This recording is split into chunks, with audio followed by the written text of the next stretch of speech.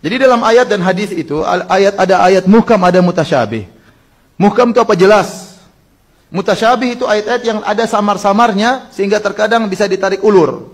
Nah, bagaimana kita menghadapi metode ayat-ayat yang mutasyabihat? Dikembalikan kepada yang jelas. Dikembalikan kepada yang muhkam. Muhkam itu ayatnya banyak, mutasyabih sedikit. Maka metode yang benar bukan yang muhkam kita bawa yang ke mutasyabih, tapi yang tidak jelas sedikit ini dibawa kepada yang banyak.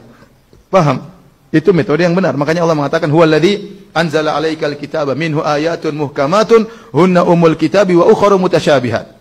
Fa ammal ladzina fi qulubihim zaygun fayattabi'una ma tasyabaha minhu ibtigha'al fitnah. Dialah Allah yang telah menurunkan kepada engkau Al-Qur'an. Dalam Al-Qur'an ada ayat yang muhkam wa ukhra mutasyabihat, dan ayat mutasyabihat yang sedikit, yang kurang jelas. Bagaimana caranya? Kalau ingin menafsirkan yang mutasyabihat, bawa ke yang muhkam.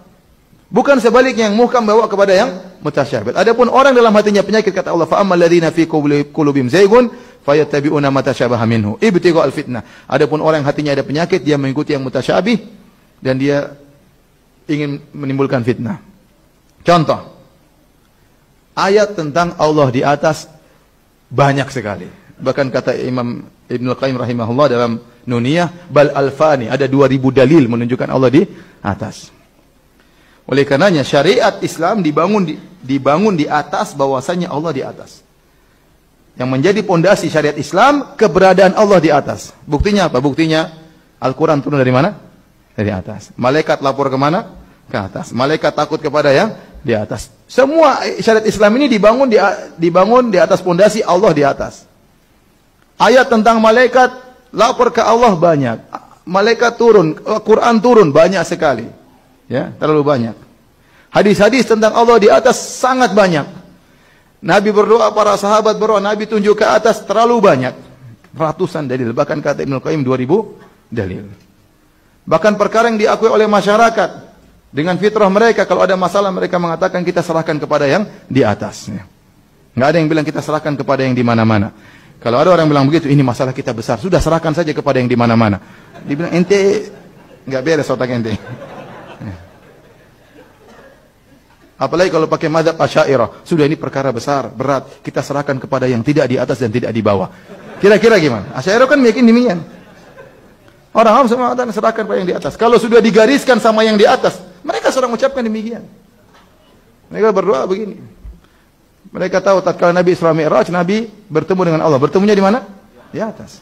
Jadi hadis terlalu banyak. Nah, ini terlalu banyak ayat hadis seperti ini namanya muhkam. Datang hadis misalnya atau ayat, wa huwa ma'akum aina ma kuntum. Allah bersama kalian dimanapun kalian berada. Oh, dipahami berarti Allah di mana-mana. Ini semua dibawakan kepada satu ayat ini. Salah begitu caranya.